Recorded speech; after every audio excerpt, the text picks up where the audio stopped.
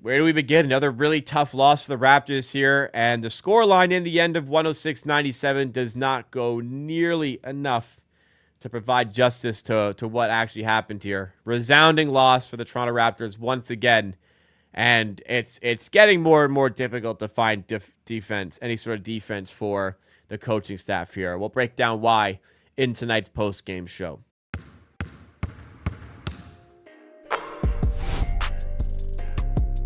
We do content for every Raptors game. We're still doing it. We're still grinding. 8-2017. We're still grinding, doing post-game shows. If you want to see them, make sure you're subscribed to the channel. Drop a like on this one to show your support. But, 106-97 loss. This we'll update in just a moment here because the Raptors didn't give up. I'll give them credit. They had a pretty good fourth quarter. Started the fourth quarter well, but had way too big of a hole to climb out of. And in the end, they were down by 14, 15 points late. They get a couple of cheap baskets late in the game because they're playing full court press down in 14 with 2 minutes left. Sure, man, we'll make it a 9-point game. It'll look a lot better, on the box score. But it's another game where the Raptors don't get to 100. It's another game where the Raptors really weren't competitive at all through this game. And you got to chalk. Look, RJ Barrett's out, I get it, but this team had a lot, more than enough to compete in this game. Entered this game as 2.5-point underdogs. The Magic were without Banchero once again, without Wagner once again. Jalen Suggs went down. We hope he's okay. Went down in the first half. The Raptors had more than enough here. You're not looking at this team of Tristan da Silva, Caleb Houston, Jalen Suggs, Kentavious Caldwell, and Goga Bitadze. You're not looking at that team and saying, that team is far superior to what the Raptors have. But it was today. And they imposed it in the first quarter and the third quarter. Look at that, 37-24 in the first quarter. The Magic led by 19 at one point in the game. And I said a lot of it, is on the coaching, out the gates. You'll look maybe at the box score and say, Orlando got hot from three. What are we supposed to do? Orlando goes 19 of 44 from three. But when you give them so many open looks, they're going to hit them. Orlando coming to the game as one of the worst three-point shooting teams in the league. But there's guys who can shoot here. KCP can shoot. Tristan da Silva certainly showcased that he can shoot, going 5-7 tonight. Caleb Houston, Mississauga native, 2 of 4 of 3. You should know he can shoot. Corey Joe, former Raptor, had a big game from 3, which is maybe a tad unexpected at 3 of 5. But it was so easy for the Magic in the early stages to scheme open looks for 3. And it had a lot to do with the Raptors' defensive preparation, helping way too aggressively, specifically off the corners.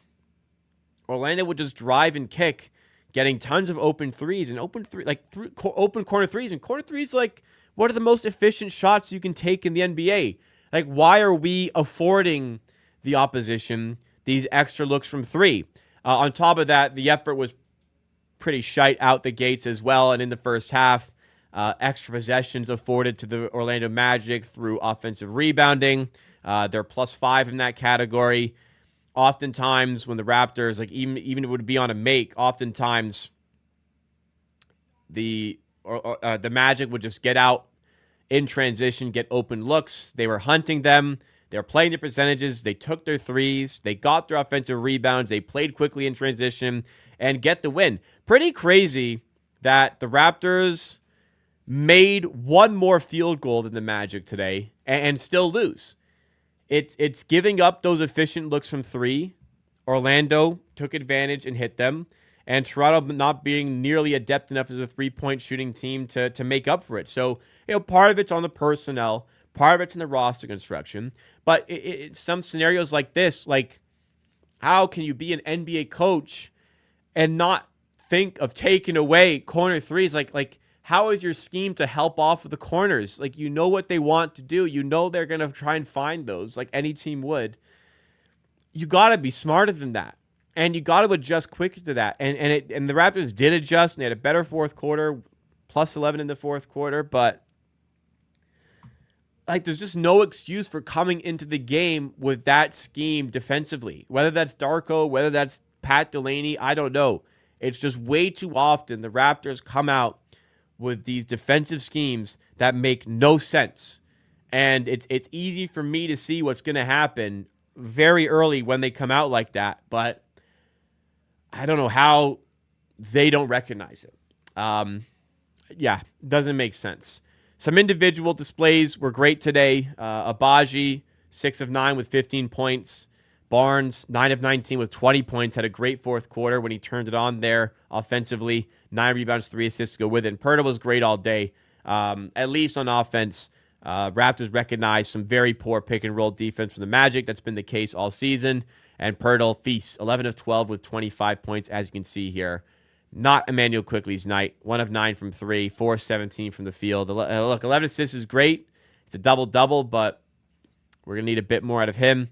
Grady Dick, 2 of 11. Tough game, man. Orlando don't give up spot-up threes. Don't really give up a ton of threes, really, in general. And the rim protection is really good. And Grady Dick doesn't have the stuff to combat that. Not a lot of help coming off the bench for the Raptors either. Olynyk's probably starting to become a bit tough to play. He's just not good enough as a rim protector. Part of the three-point problem was players not fighting through screens. David Mitchell helped that a little bit. Man, if David Mitchell had any ability to play offense, he'd be a really good player, but doesn't have that. Defensively, showcase his talents here today because he came into the game and made things a lot better on that end of the floor. But, another uncompetitive loss here. Turnovers weren't the problem today. The Raptors are +3 in that category. They were -5 on offensive rebounds. It's just pretty much like you let Orlando get the more efficient shots. They took advantage. They win the game. Energy was flat to go with it. Barnes took too long to get engaged, not leading by example in that way again. And all of this combined, intertwined, it leads to another loss by the Raptors. And again, the scoreline's going to flatter them. They were a lot worse than the scoreline suggested at 106-97. And the schedule's not getting any kinder. Some clashes at the top of the East here. Milwaukee on Monday. At least you have 2 days off. Then we're away at the Knicks. We know what happened last time we went there. Well, if you don't know, I'll show you. We lost by a lot. We're away at Cleveland.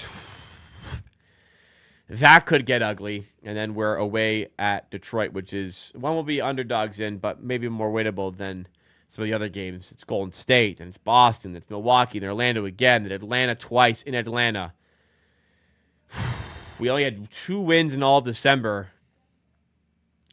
We might see something similar in January, but hopefully for that for that Milwaukee game on Monday, they've had their fragilities this season. Hopefully Barrett's back from illness, and we'll have all 5 starters healthy at once, which we haven't seen yet this season. We've only seen 4 minutes. We've only ever seen 4 minutes of Grady Dick, RJ Barrett, Emmanuel Quickley, Scottie Barnes, and Jakob Poeltl on the floor together. Barrett should be back next game. We should see all 5 on the floor, at which case any talk of the injuries being the problem, there's no more excuses there.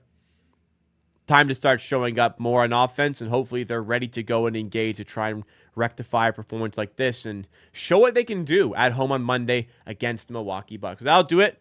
Hope you all have a great weekend. Thank you so much for tuning in once again to the content here with Amateur Production Network. So make sure you smash the like button if you enjoyed. Subscribe for more content just like it.